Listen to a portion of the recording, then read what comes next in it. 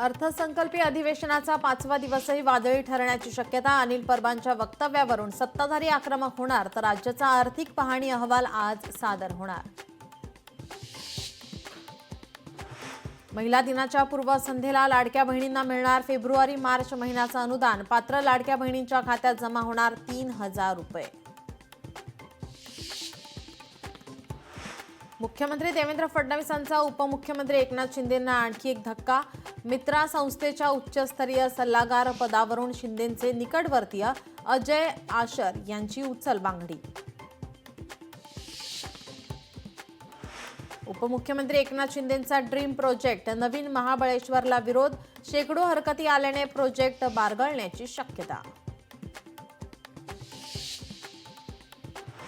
राहुल गांधी आज मुंबईतील काँग्रेस नेत्यांसोबत चर्चा करणार. आगामी महापालिका निवडणुकीच्या अनुषंगाने तयारी करण्याबाबत सपकाळ वर्षा गायकवाडांसोबत चर्चा करणार. लोकशाही मराठीला सूत्रांची माहिती.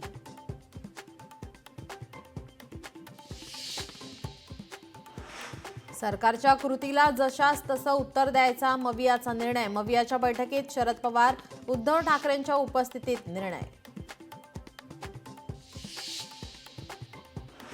संतोष देशमुख हत्ये प्रकरणातील मुख्य आरोपी वाल्मिक कराडची संपूर्ण संपत्ती जप्त करण्यासाठी एसआयटी आक्रमक. एसआयटीचा कोर्टात अर्ज. मराठवाड्यातील अनेक लोकांची पतसंस्थांकडून फसवणूक. भाजप आमदार सुरेश धस यांचा खळबळजनक आरोप.